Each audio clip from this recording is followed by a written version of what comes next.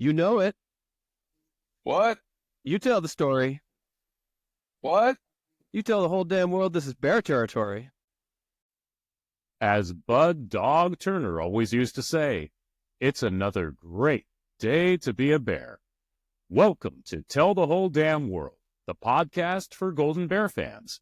If you're like us and are unabashedly and unapologetically all about Cal, then you've found the right place. We appreciate you tuning in. I'm your host, Reza Serafinishad, and as I always like to say, if you're associated with the University of California, you're one of the luckiest people on this planet. Never forget that. It's the 9th week of 2025, and we're looking forward to sitting down with Nick Kranz and Avinash Kunnath from Right for California on the show today. Right for California is a tremendous information resource that's entirely for Golden Bear fans by Golden Bear fans. And their entire team does an amazing job writing stories, doing in-depth analysis, and providing thoughtful perspectives on a multitude of Cal sports. And in our Cal History segment with Leslie Mitchell, we'll learn about Irving and Gertrude Morrow, the husband and wife architecture team who were primarily responsible for making the Golden Gate Bridge such an incredibly aesthetic masterpiece. But before we get to all of that, let's quickly recap some Cal sports news. Congratulations to the number 5 Cal women's gymnastics team. They secured the ACC regular season championship by winning the Stanford quad meet, posting a 197.675 to beat number 14 Stanford, number 12 Oregon State, and UC Davis. For the 4th time this season, senior and former Tell the Whole Damn World featured guest Maya Lazan won the all-around. The number 4 women's water polo team beat number 17 San Jose State 18-11 in its MPSF opener. The number 9 beach volleyball team dominated both San Francisco and Sacramento State, winning both contests 5-0. They're off to a great start to the 2025 season, winning 37 out of 40 matches so far this year, and have a 5-1 overall record. Senior Ella Dreibholz became Cal's all-time wins leader with her 84th career victory. In basketball news, the Cal women finished the regular season in style, beating both Georgia Tech and Miami at home to finish the regular season with a 24-7 overall record, 12-6 in the ACC. They won 16 games at home this season to set a new program record and are headed to the ACC tournament where they will play the winner of Pitt, Virginia, this Thursday. The Cal men, meanwhile, lost a heartbreaker to SMU, but bounced back with a decisive win over Boston College to close out the regular season at home. They stand at 13-16 overall, 6-12 in the ACC, and finish the regular season on the road against Louisville and Notre Dame before heading to the ACC tournament. In other sports news, the number 22 men's tennis team faced a tough task on the road, losing to number 10 NC State and number 1 Wake Forest. They're now 7-2 this season. But on the other side of the ledger, the softball team beat Southern Utah 6-0 to improve to 15-4 this year. The men's crew team swept the Redwood Shores Invitational, and the baseball team must have eaten their spinach like Popeye before facing Santa Clara. They tied a school record for home runs in a game, going yard 8 times in a 19-3 blowout win over the Broncos to improve to 6-5 this season.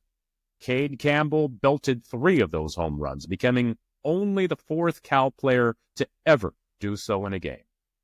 Up next, in our weekly Cal History segment with Leslie Mitchell, we're going to learn all about the 2 Cal grads who made the Golden Gate Bridge such a beautiful sight to behold. And after that, we'll bring you our interview with Avi and Nick from Right for California. This week in Cal History. Leslie Mitchell, class of 1981, is a third-generation Cal alum and lifelong Golden Bear fan who writes articles about Cal sports history and tweets about all aspects of Cal's history under the name Cal Bears History, where she has nearly 10,000 followers. You can read her articles on her website, calbearshistory.com, where she posts stories of interesting students, faculty, and alums. We love having Leslie as part of the show. She's a wonderful resource when it comes to learning more about people associated with our university who have gone on to do great things in this world. Today, we're going to learn more about Irving and Gertrude Morrow, two Cal architecture grads who worked together as a team, as husband and wife, to help design the Golden Gate Bridge. Welcome again to the show, Leslie. Well, thank you, Reza. I appreciate your kind words as always. And today, yes, let's talk about that little piece of architecture right directly across the bay from Berkeley called the Golden Gate Bridge and the people that were the architects for it. They both graduated from, so the School of Architecture at Cal was still relatively new in the early 1900s. Right. And so they both graduated from the School of Architecture at Cal. And I guess I don't know for sure they got married after Cal, or did they meet each other at Cal? Yeah, no, Irving graduated in, I believe, 1906, and then went off to Paris to the École des Beaux-Arts, where our friend Julia Morgan also had gone. And Gertrude graduated in 1913. And then got her master's in 1914. And they didn't actually meet. They might have met. I imagine they did because there's probably a small community of architects. But they didn't get married until a few years after she had graduated. You just mentioned that Gertrude got her master's, which is kind of unusual at that point in time, and then opened her own office in downtown Oakland. But let's go back to while she was at Cal, because I love this about her. Not only did she graduate with honors with her bachelor's degree in architecture and then get her master's, but at the same time, she was a member of the Guitar and Mandolin Club at Cal, which I didn't even know we had one. She was also the president of something called the Saturday Night Club, which apparently was responsible for organizing dances and parties on Saturday nights, which I love, like the Swingin' Architects in 1914, you know? That prelude to the Roaring '20s back then. That sounds awesome. Yes. Huh? And she was in a sorority, and she won a competition to design the coat of arms for her sorority. She was on the art committee, or the chairman of the art committee for the Blue and Gold yearbook. So she was quite the active student while she was at Cal. Wow. But then, yes, as soon as she graduated, she had to work for another architect for a few years because, there's a period where you're working on getting your license from the state. But in 1916, she got her license. I think she was the 7th woman to be a licensed architect in California. Of course, Julia Morgan was the first. And then she opened her own office immediately and seemed to have done, very well getting commissions right off the bat. It's impressive. Yeah. Especially that era that we're talking about. And Indeed. They were locally known. And from what I understand, they got married. And then when their daughter was born, they actually started a company together, Morrow and Morrow. I think it's pronounced Morrow. Oh. But yes. Morrow and Morrow. Okay. Yes. Yeah, they did. They got married. She continued her own practice for a while. He had his own office. And then I think it was like 1926 or thereabouts that they became partners in Morrow and Morrow in San Francisco. And they got a lot of different kinds of work. She was the supervising architect for the St. Francis Woods neighborhood of San Francisco, which was a brand new planned community. And I think she did 10 or 12 houses there personally, as well as being the overall supervising architect. They did a lot of local projects, mostly relatively small. They did, one of their bigger projects came along a bit later was the Alameda County building at the 1939 World's Fair on Treasure Island, which was kind of a big deal. So they had a lot of interesting work, but their big item, the reason we're here, the reason we're talking about them is that in 1930, they were recommended by a friend of Irving's who was a very prominent musician at the time. And he knew some people, and he recommended them to be considered as the architects for the Golden Gate Bridge. That's certainly a big one. And I guess Irving got the lion's share, or, I mean, his name is on the plaque and all this kind of stuff. And so, credit, at least if you look, quote unquote, officially, at least, seems to be given to him alone. But it sounds like from a lot of the stuff that has come out that really they were a team in helping to design, which makes sense, especially as husband and wife, and they're both partners. Yeah. Right. They basically collaborated on almost all their projects. And there's evidence that she collaborated with him on the bridge project, which obviously was the biggest thing they ever did. So you would expect that we have a firm with two partners that they'd both be involved in working on the biggest project they ever had. Yeah. And I mean, I think it was so cool to think that the other people who are primarily given a lot of credit for having helped build the Golden Gate Bridge, they weren't from the San Francisco Bay Area, but both Irving and Gertrude were from right here. And so they had very strong thoughts about what the bridge should look like.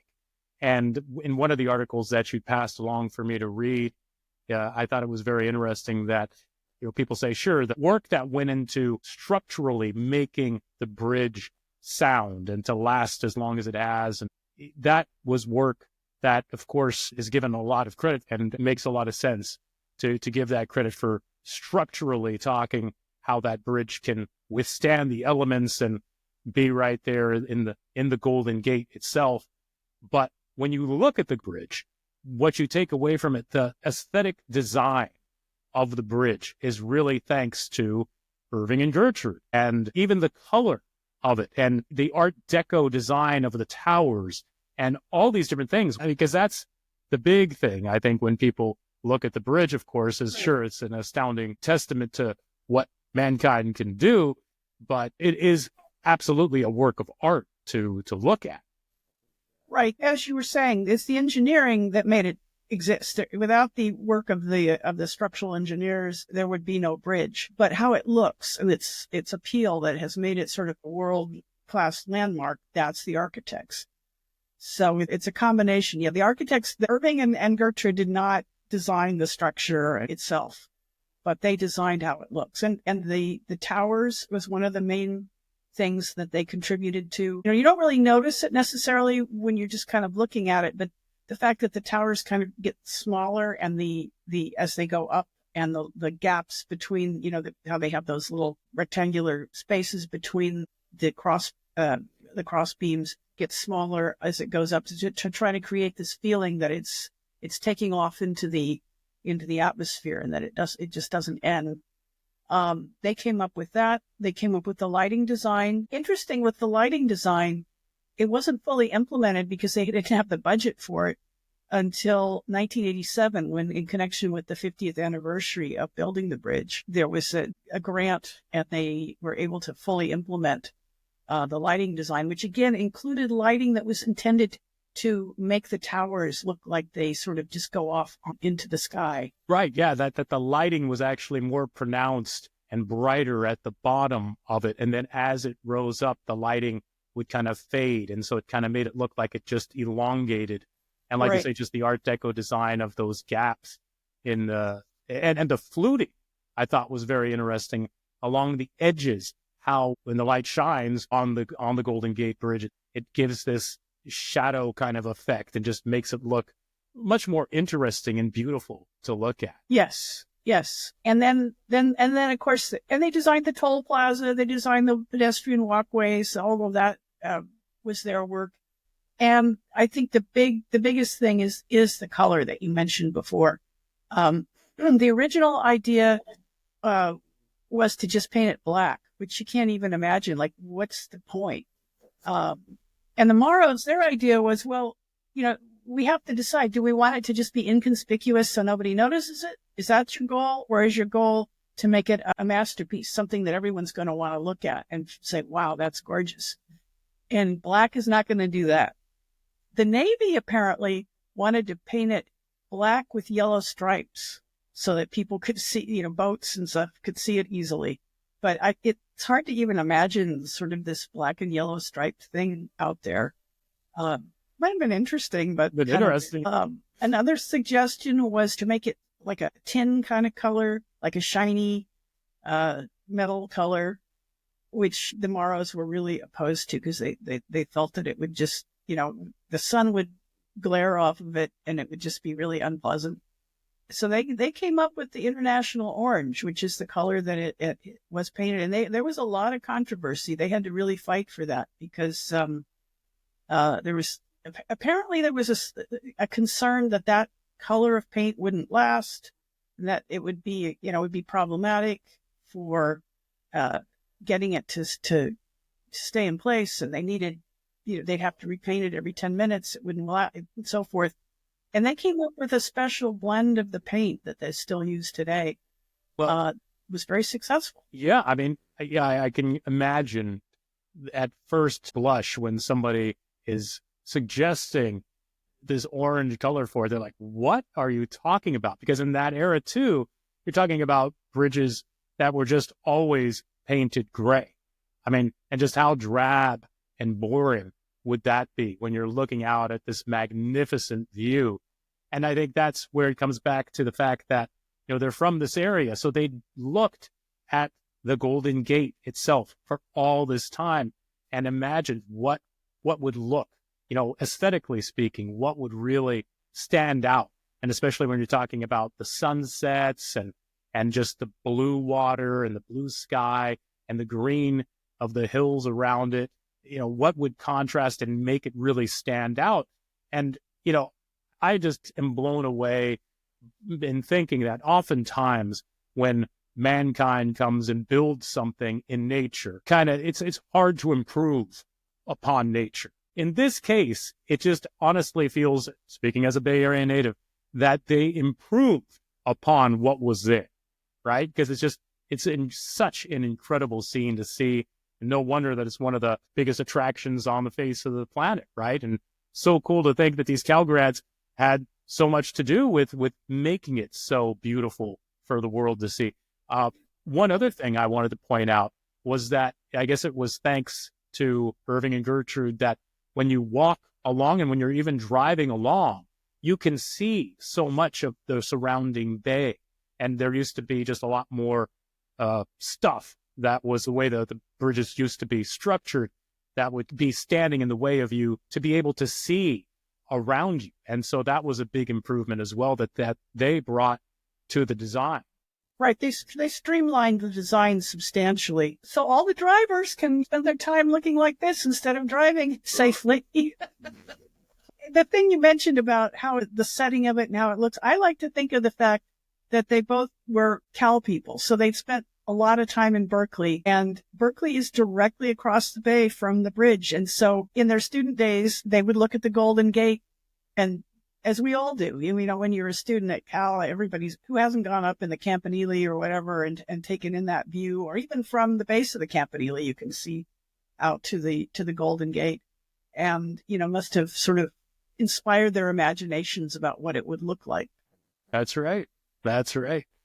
Well, yeah, I mean, I got to say, I thought that was really cool because here's speaking to my own ignorance, but until you mentioned it, I didn't even know that it was a Cal couple that was responsible for making the Golden Gate Bridge look as beautiful as it does. And thank you so much for... I just want to add one last thing about Gertrude, because I love her. Yes. In 1952, Irving died very suddenly of a heart attack. She closed down her practice and retired. She was in her late 60s by that time. But what did she do with herself? Well, she traveled. She did some other things, but she was always an artist. She liked to paint. She did that. The other thing she did is she became an award-winning ballroom dancer in her 60s and 70s, which I just love. She was obviously a ball of fire, Gertrude. Isn't that awesome? That's just incredible to think. And yeah, good for her. And I mean, as I understand it, I mean, she was born in 1888. I don't think she passed away until 1983. So she lived to be 95. And good for her, That sounds like what a great way to live your life. I thought about that. I already graduated from Cal and she was still alive. And that's pretty amazing considering she graduated in 1913 and built the Right. Golden Gate Bridge. Right. Yes. No, sounds awesome. Well, again, thank you so much here, Leslie. We appreciate that. And I guess we'll look forward to another tale of the past when we talk again next week, huh? The Cal Pass, the blue and gold pass, indeed. We will. So we'll see you next week, and go Bears. Go Bears. Thanks so much. It's always great to spend some time with Leslie. We often talk offline about how we'd ideally like to make the segment shorter, but it seems we really enjoy talking with each other about these incredible Cal alums from the past. Up next, I'll bring in my co-host, Ahmad Anderson, the man who created the Bear Territory chant, and together we will talk with Nick Kranz and Avinash Kunnath from Right for California.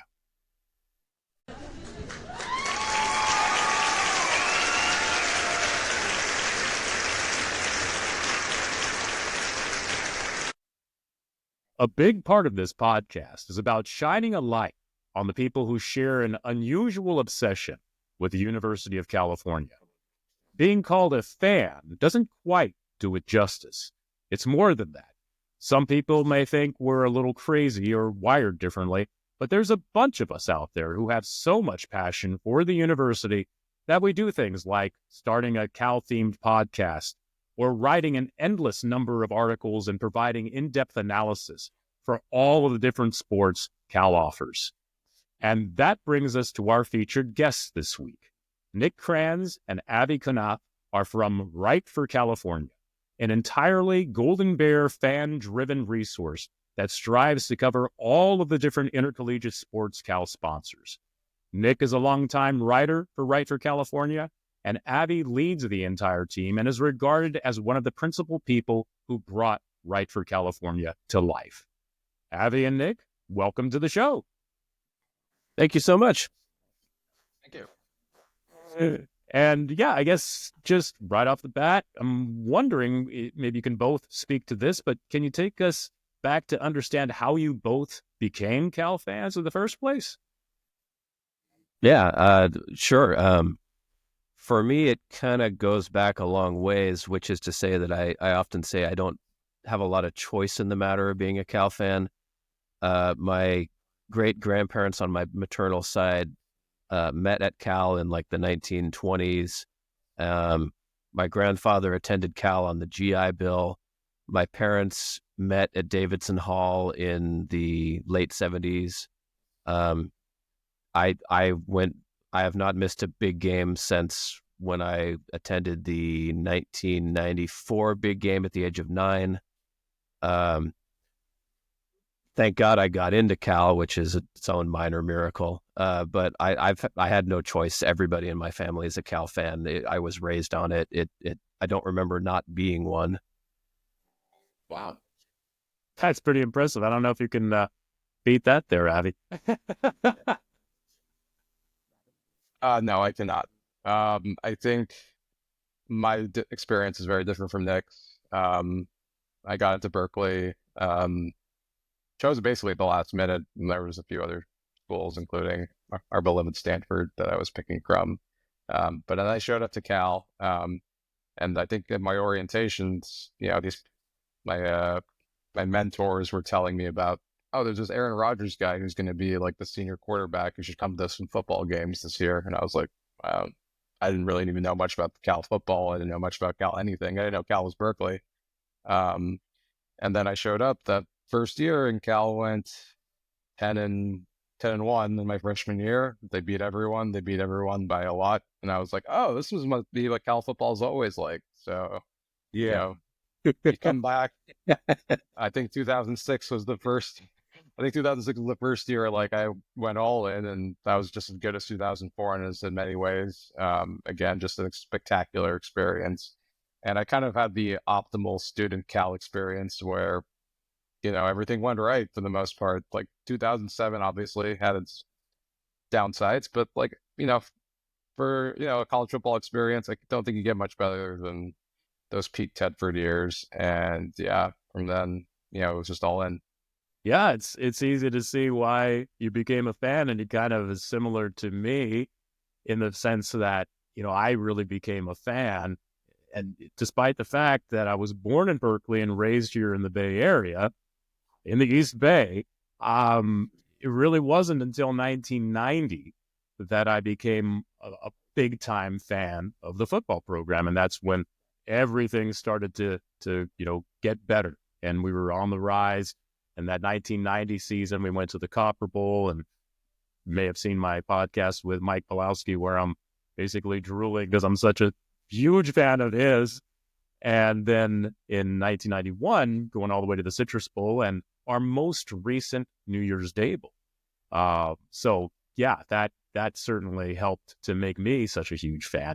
So tell me, guys, first of all, thank you very much for being on here today. I know a lot of our time, Reza and I, is spent in between this time in order to prepare for this time. And when looking at your stuff, Right to California, I am excited. You all talk about when you got to Cal and how, these great teams were playing and so forth. Well, my life didn't go that way. I even have here, this is all beat up. This is the first Oski Cal thing I ever received in my life. My dad took me to a game. I'm 65, so it feels like 80 years ago. And I still have it to this day. And I wasn't even thinking about getting into Cal. Cal was not even on my radar. There you go, baby. That's what I'm saying. There you go. Ooh, baby. That's the real stuff right there, baby. So I believe this is from the 50s. I'm not totally sure. Look, I almost sneezed. I felt like I had to take Sudafed. I could feel the dust come through the phone here. I was like, what is going on? You got me. I give up. I'm out.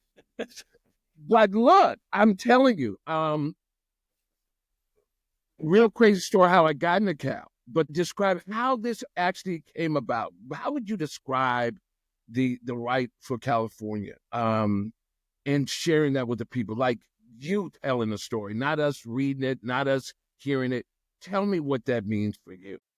Well, our website has existed in one form or another for roughly 20 years.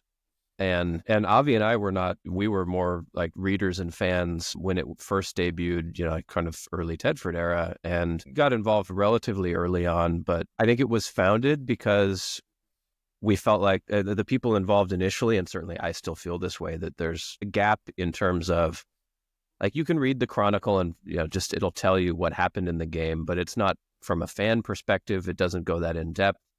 And we just felt like there wasn't an outlet for the level of enthusiasm we felt for the football program, the basketball program, every program at Cal, really.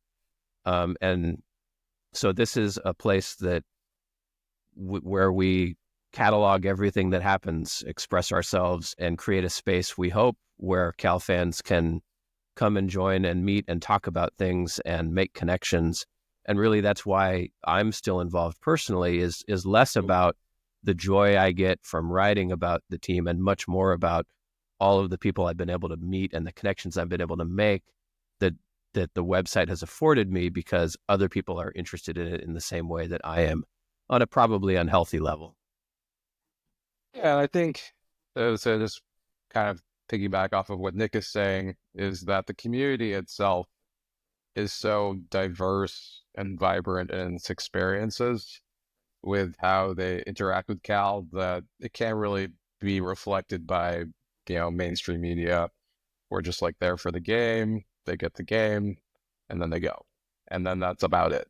And I think, especially with Bay Area media, I think, the Niners, the Warriors, all the other things, the Giants that are, kind of prevalent in most minds of people in the Bay Area, like, Cal takes a backseat, and we don't get, I would say, the level of coverage the program needs or deserves. And there are other factors that go into that. But yeah, I just felt like Golden Blogs, which back in the day, which was what Right for California was, that was a place that was providing a perspective that was not being given. And it was fan driven, it was community driven. Like I was brought on because like I just wrote a lot. Like I had my own blog at the time, and I was brought on to like bring my perspective and my level of sort of analysis and understanding of the program and the things, the football team and everything else. And Nick was brought on in the same way. He was just like a writer. He was like contributing as a community person who was just kind of like posting his own thoughts about the program, about the team, about different aspects of basketball and football. And everything has been basically fan driven. Like most of our contributors are volunteers, people who have asked if they want to write, if they wanted to contribute a specific aspect of any sort of thing regarding Cal football, basketball, baseball, gymnastics, everything. Like everyone gets like a say in terms of what they want to write about. And it's very democratic. It's very communal. We do things together as a team. We do things together outside of football, outside of Cal. And I think that just kind of drives like the general spirit of what it is to be a Berkeley grad. Right on. Thank you, gentlemen. Appreciate that. That brings it to life for me as Reza will lead into the next question there. Yeah, and I guess I'm wondering how many people are now part of your team. It's got to be quite a few, right? With all the different sports you cover. It's kind of a hard question to answer just because, like, again, like over the last 20 years, there's been a ton of people who contribute, and a lot of people get to a point in their life where they can't contribute, like they can't write anymore. They don't have the time for it, or maybe they could still write, but it's super rare. And but I still sort of consider them part of the team, even if it's emeritus status. So depending on how you define it, it could be anywhere from like maybe 8 to 10 people who are actively writing to like, I don't know, 50 to 100 people who have contributed at some point over the last 20 years. Wow. Yeah, and you guys have like a fan-based forum, right? So Golden Bear fans can log in and they can express their thoughts and perhaps post profanity-laced tirades, potentially, depending upon the outcome of some games. But they can do that. They can read all of your in-depth articles. I mean, I think the thing that blows me away when I think about all the work that goes into it, and as an aside, way back when I was coming back home from the Citrus Bowl victory, I had so much passion for the Golden Bear football team and for all of our sports programs that I took it upon myself to start blogging, right? I didn't know that's what it was because there was no word for it back in that era. It was just writing emails about Cal and sending it off to some friends. And we started with 10 different friends of mine across the country who'd moved on from Cal. And, bear in mind, this is a time before websites. So there was no other way to get your Cal sports information. And I would keep my friends up to date on what was going on. And it was crazy to think that like in a 2-year span of time, we grew to 2,000 subscribers worldwide.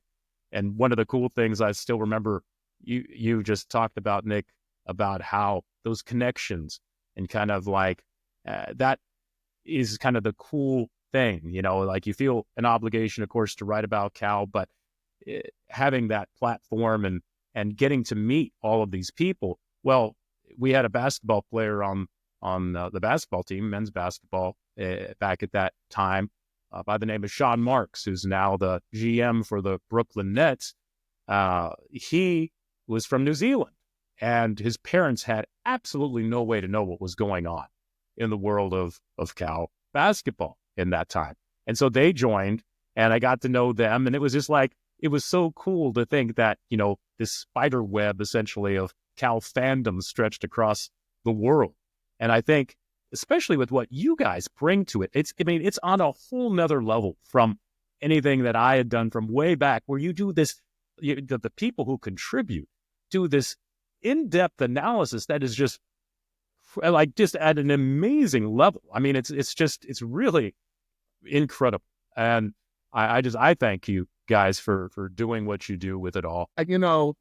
Reza's talked about, and he sort of led into right there, but what sports are you specifically covering right now? What is your priority? At this precise moment in time, my focus is very much on the men's and the women's basketball teams. I certainly write about football during football season and, try to check in on the team here and there, cover portal stuff, roster changes during this time of year. Maybe I actually don't get super into the spring practice coverage. One of our colleagues, Rob, and I don't know how much Thomas will be involved this year, tend to cover that. I don't dabble quite as much in the Olympic sports, but from time to time. And then I just generally try to sort of write about the larger status of the NCAA universe, what's going on with NIL changes in the law that might impact Cal, the status of the athletic department, my opinions on how well the athletic department is or is not doing at any given point in time. So I try to, particularly when we're trying to find things to talk about during the off season, try to look at the bigger picture of college sports and how it might impact Cal. Yeah, I mean, I've been a big fan of yours, Nick, in particular, just the way that, it seems like for football in particular, I can just imagine you must have so many people, who are writing about the football game and everything, but it really isn't until a day or two later when your article comes out that kind of just encapsulates everything and wraps everything up with a bow and puts everything into perspective that I at least super appreciate, because the writing that you do is just really very good. But beyond that, it's just your perspective that you bring to it all to kind of help us to step back from the ledge and maybe not jump out the window. Yeah. And also just, kind of realize that, hey, this is the reality of where things stand, despite maybe some over-exaggerated expectations. How did you fall into that role in particular? Is it just kind of a byproduct of having been doing the writing for as long as you have, covering it? So you may be familiar with another one of the people in the broader website universe. Namle used to write the Monday column for our website. And then when he kind of took a step back from writing, I stepped into that role. I don't particularly recall how that was decided at the time, other than I was like, yeah, sure, I'll do it. That's how we make a lot of our decisions, honestly. Right. But you know what I love about you all is, and it's taken some time for me to get here, having been, a former student athlete at Cal, working with student athletes in academic advising, and just that love for Cal, is I've never been a fan of the Monday quarterback, right? Or the Monday assessment of a coach and decisions they make, or an organization makes. But what I love about you all is the easiness to keep it real, to keep it right. And the sense when I read it, I'm actually sitting, as I see your background, Nick, and I'll be in your living room, right, with you, and we're just having a conversation. And it's highlighting the bigger, not only the details, but how you get to that from the bigger space, and allows people to speak to that and hear you. And I hear my voice in a lot of the things that you, and I appreciate that. Thank you. I would say if I'm doing my job right, and by the way, any Cal fans listening, please feel free to tell me if I'm doing it wrong, because we want to. I try to be very conscious of the fact that the players on the field chose to come to Cal in the same way that I did, and I know that they are putting in an incredible amount of time, effort, and energy into trying to achieve results for us fans.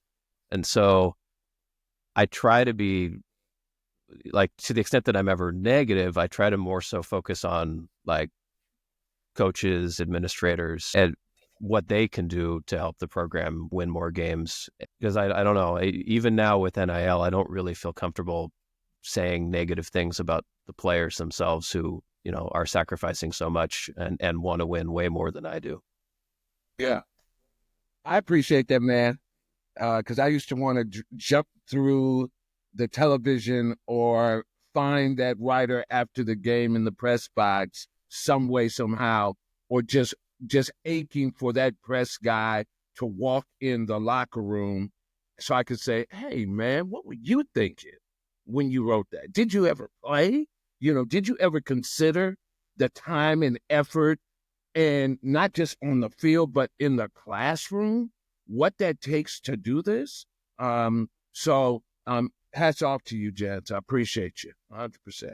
Yeah. Thank you. Well, and Avi, I wanted to talk to you about the role that you've taken up, you know, kind of as that senior leader, that, you know, you write articles that can be considered pretty pointed about the importance of Cal getting its act together and taking all of its intercollegiate sports, but especially football, much more seriously.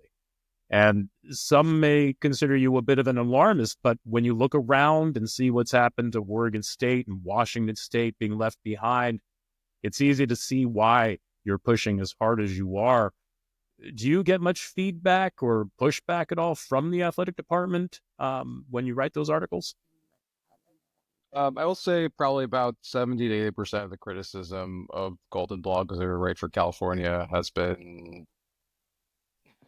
pushed in my direction, because I tend to probably be the harshest in terms of my assessment of the football team, the program, the university's management of the program.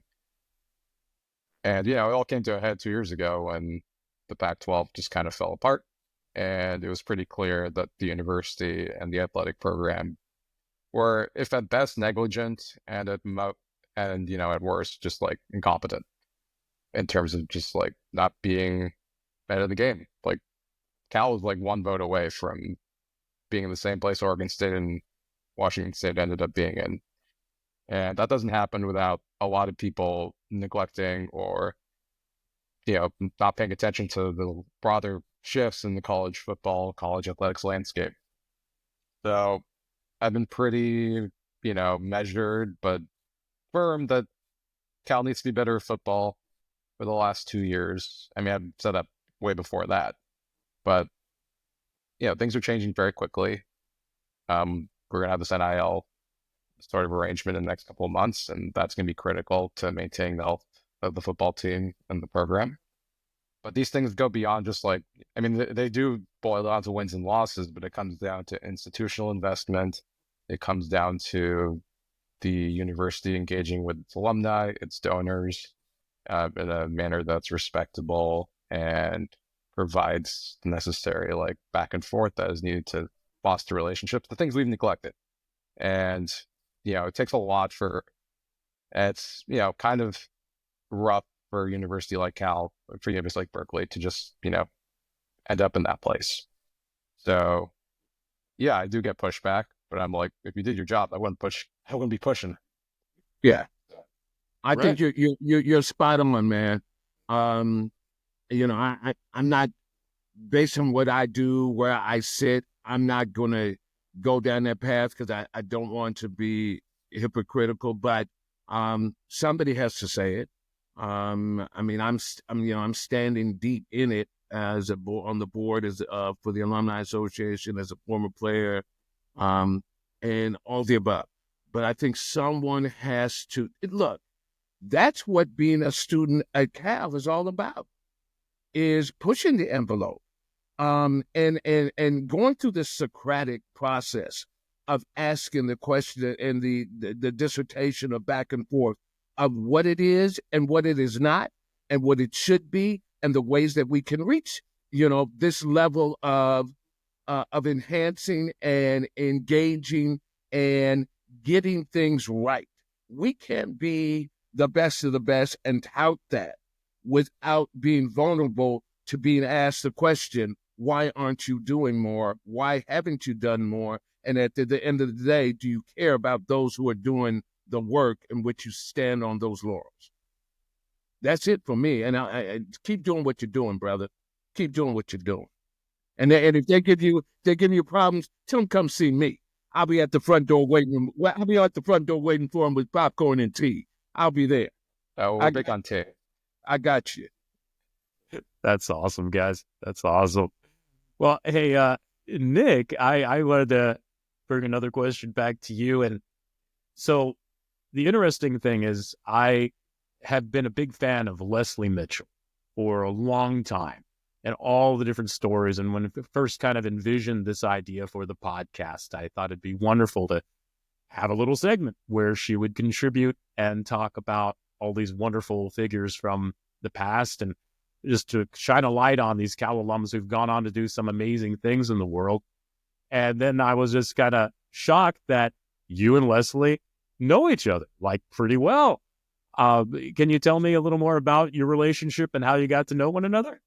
Yeah, absolutely. Well, again, like how I was talking previously about the connections that I've been able to make by virtue of participating on the website, this was one of the big ones.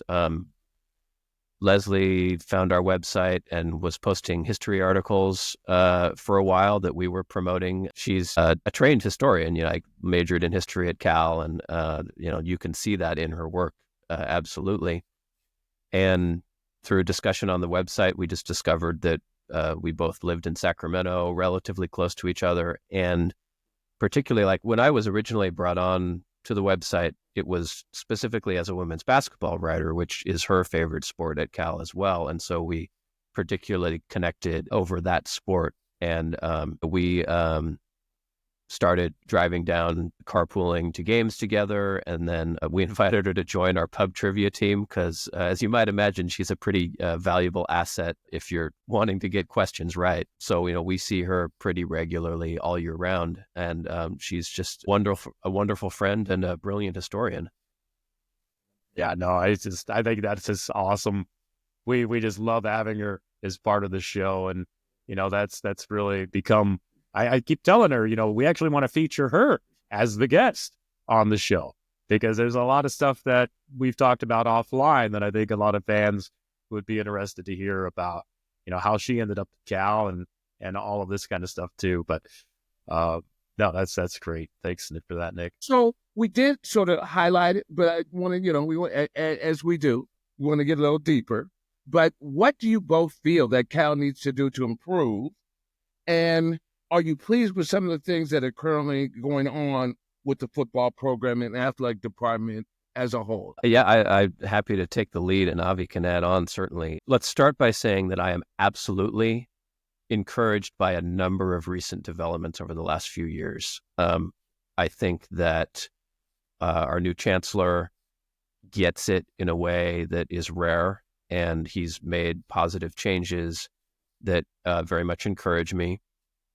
I think that Cal has embraced NIL and the transfer portal in a way that I did not expect.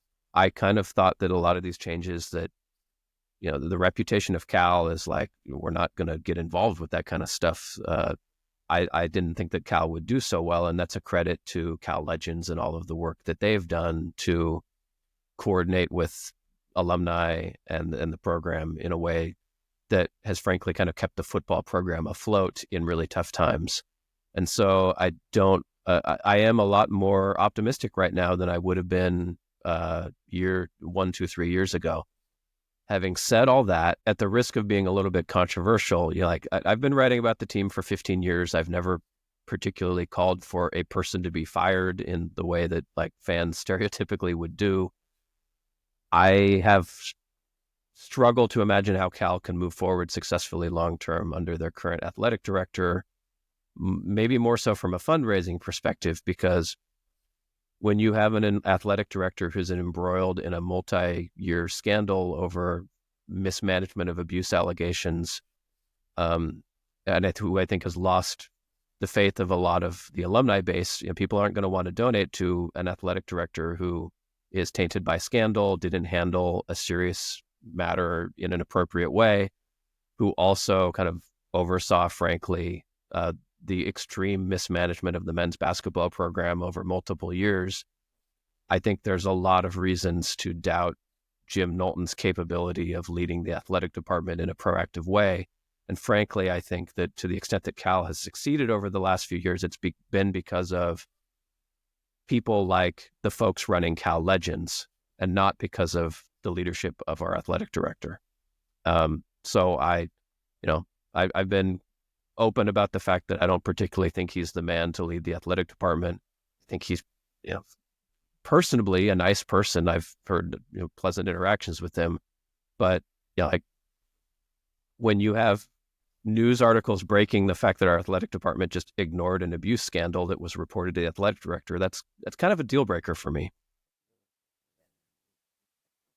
I am encouraged with it sounds like the potential hiring of Ron Rivera to basically become in nature the football athletic director, similar to what Andrew Luck is doing at Stanford, kind of like putting football in its proper place. It's something that the Cal Athletics has not really done for decades, and it's been a big reason for our issues in terms of like managing money, handling athletic debts, like stewarding programs that are, kind of would be running in the red very deeply if not for football, providing the revenue necessary. So I think the program itself is kind of doing things in a way that is modernizing to the current college athletics landscape. And I think for the first time, it seems like we have like Chancellor buy-in to like have like Justin Wilcox go and hire like high quality coordinators, high quality staffers in a way that he has kind of been hamstrung before. So I am encouraged by those developments. I think from a broad-based perspective, I think Chancellor Lyons also gets it. And I think he understands the importance of maximizing all revenue streams. Like, I think one thing that has just been a problem for the university in general is just the nature of the state kind of pulling back its investment into public universities. Like we've had budget cuts after budget cuts after budget cuts, and that has hamstrung the athletic department in many ways from like competing at a widespread level. And I think Chancellor Lyons is more business oriented. He's focused on the things that are needed to kind of maximize revenue streams that will help not just the university, but the athletic department in the future. But right now we're just kind of in this transition period of having to deal with a lot of, as they say, technical debt from just years of waiting for things to happen. And, it's gonna be tough. Like there's a lot of things that need to go right. And it starts with football being good. And I think this is a big year for the football program. They're going to have a very, very winnable schedule with a good staff. And they need to start producing. Like last year was a disappointment. There's no two ways about it. And we can't really afford many more disappointments. Yeah. I'll say this, that you both have highlighted in the process of finding what the secret sauce of success is in an athletic department, and you look at across the country where people who have been with us or been with other programs as the athletic directors, they go and Shazam. It's like, where was that person when we needed them? And I think the area of being a athletic director, from my focus, my lenses, is someone who can really walk with kings and queens yet not lose the common touch. And I say that because a person like Chancellor Rich Lyons is somebody who was in my class at Cal. And I know in my dialogue with him as a board member when I've spoken to him, and just being able to have a real down-to-earth conversation as somebody who's walked the halls and the grounds as I have, it's a different type of conversation. And then his subject matter expertise, along with being homegrown, if you will, is already having and demonstrated a commitment to the student, staff, and faculty experience collectively, and not part and parcel. And as you just mentioned, as the academics goes, so does the athletic program go. And folks that understand that will understand that it's truly one and the same in this terrain that we're gravitating through now.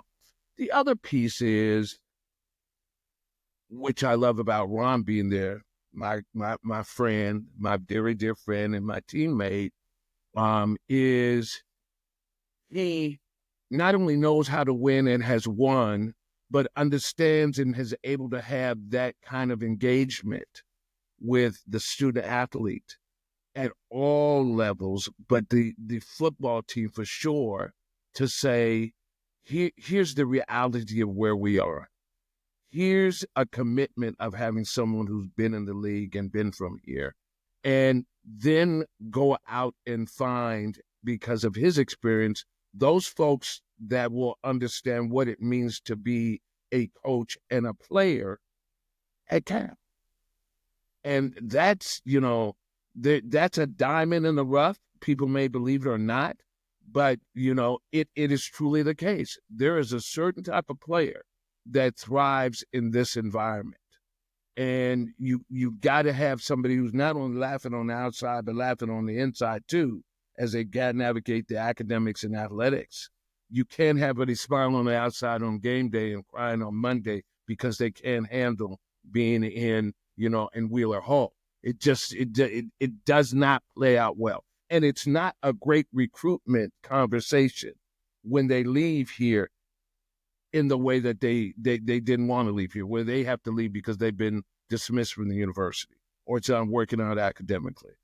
So I think that is real, and that needs to be always part of the conversation when we look at our athletic directors and when we look at our coaches and what the structures evolved into that. So, hey, just a couple more questions for you guys. What to you both makes Cal such a special place? I may be biased here, I mentioned from my past history.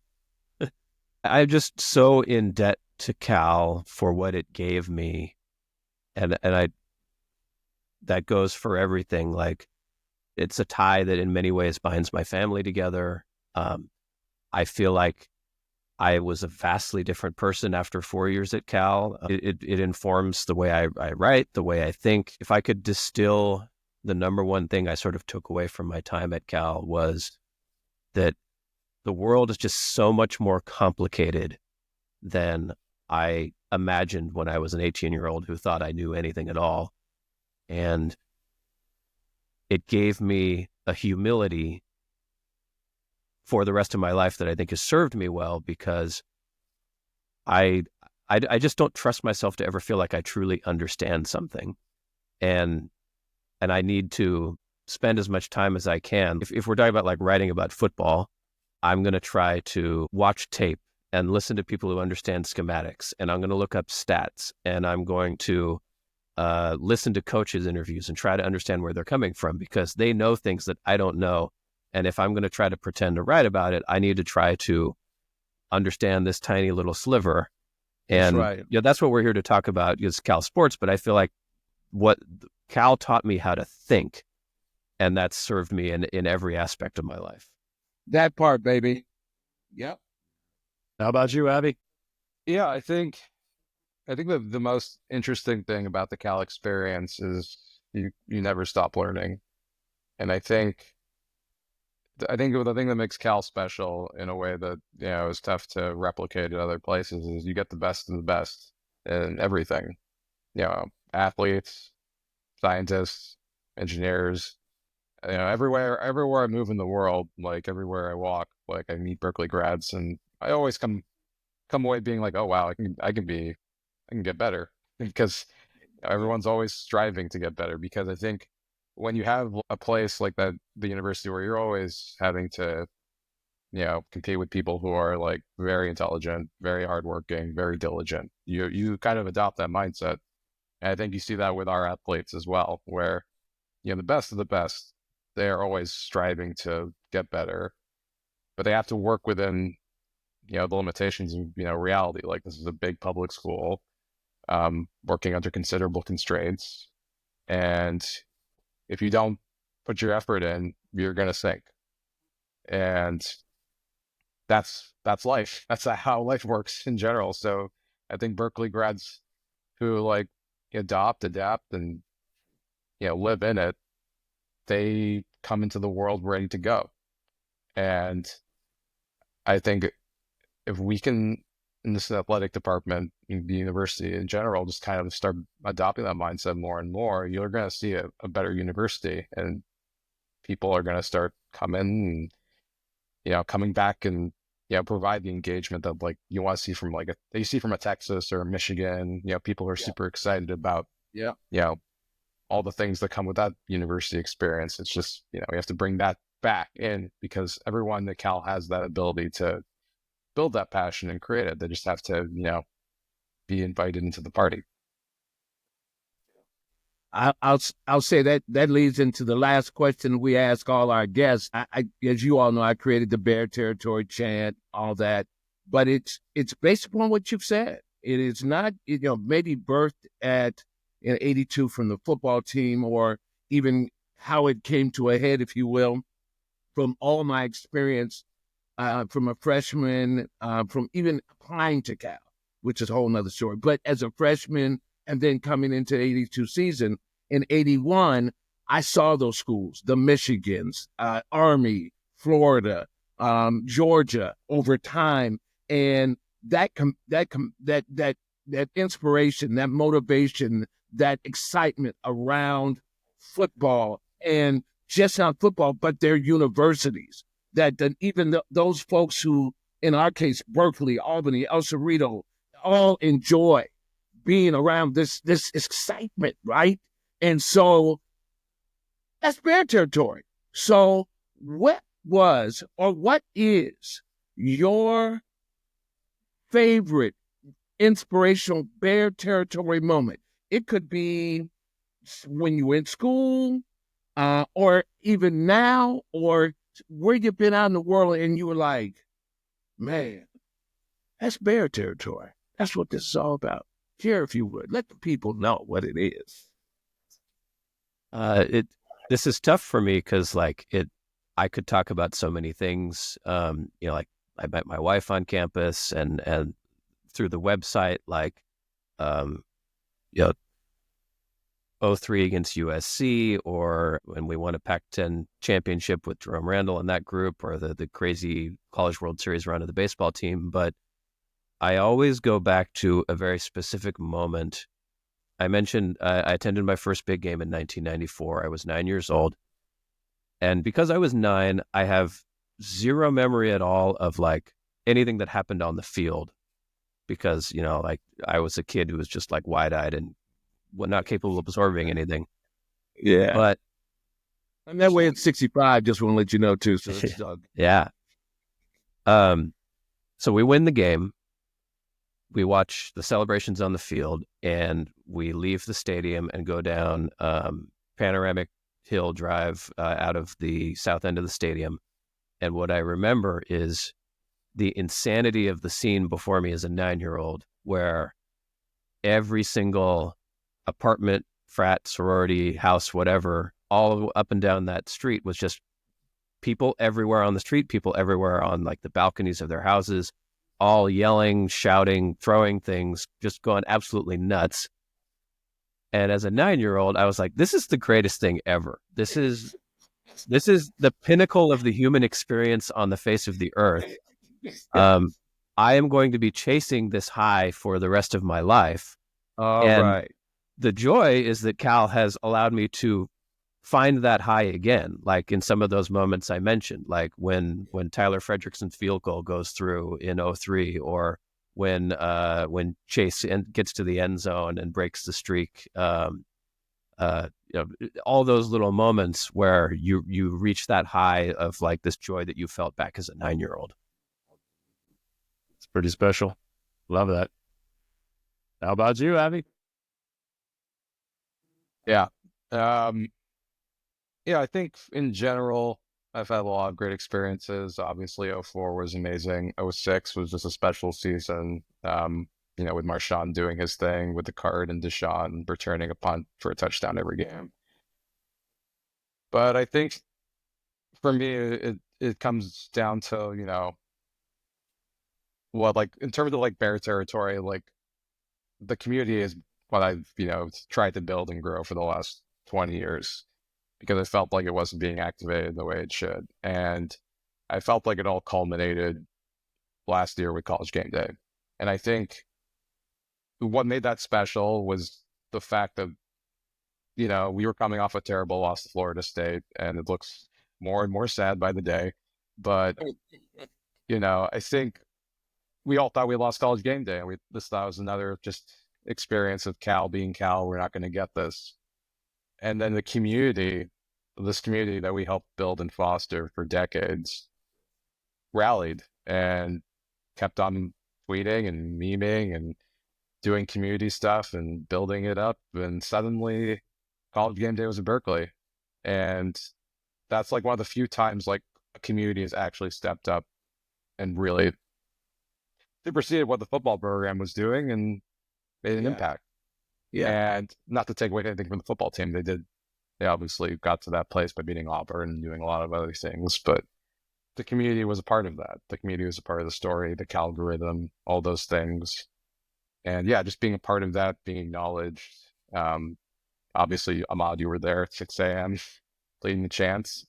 And yeah, I think that's where you see it and meet everyone. You meet everyone you've met from the last like 20 years who have been following you, and getting to, be there at one space collectively, have people acknowledge that, experience that, and the whole world got to see Cal. That's not a thing that has been happening since my student days, and to have the community be a part of that, to get to experience that, that'll be a memory. Everyone will have that. Yeah, it makes me emotional. That was a huge moment for Cal. Huge moment for me, but just the world saw what we've been talking about, what we've been living for years. And thank you all for what you bring to the table. And thank you all for representing Bear territory to the finest. Yeah, I appreciate you. That's Bear territory, Mr. Bear territory to you. That's my love to you. Give me a big bear hug. That's what that is. That's awesome. Yeah, it was certainly one of the best days of my life. And I mean, hey, that helped to inspire this podcast, just another way to get the word out. Like, don't just push us to the side. We are the University of California. You can't just dismiss us. We want to tell the whole damn world what we're all about. And hey, I just think what you guys have done with Right for California is just tremendous. And we both, we really appreciate both of you making the time today to be with us on the show. And yeah, much love. Thank you both. Go Bears. Go Bears. Go Bears. It's so much fun getting to know these people who share this unusual passion for the university and our sports teams. I've been a big fan of Right for California for years, and we want to thank Nick and Avi again for making the time today. That's going to do it for this week's episode. This podcast is entirely a labor of love, and we've never had any sponsorship. All of the time and energy that we put into it is just a reflection of how much we love our university. If you would like to help support us, you can tell your friends about the podcast and encourage them to subscribe, or visit our newly updated website, tellthewholedamnworld.com, and buy some merch. The more viewers and listeners we have, the easier it will be for other Cal fans to find us. I say it all the time, but we sincerely appreciate all of you out there listening and watching. Next week, we get to sit down and talk with a head coach of the Cal men's basketball team, Mark Madsen. It's hard for me to believe I'm saying this, but that's going to make 2 former Stanford Cardinals who will have been featured guests on our podcast. We'll talk a bit about the men's basketball team and look forward to learning more about why the man called Mad Dog feels Cal is such a special place. Oh, and before we go, we should mention that the annual Big Give is happening on Thursday, March 13th. If you're able, please visit biggive.berkeley.edu to make a donation. See you next week. As Doctor Who famously says, we're all stories. In the end, make it a good one. What stories do you want to share? We want you to boldly tell the whole damn world about it. Go Bears!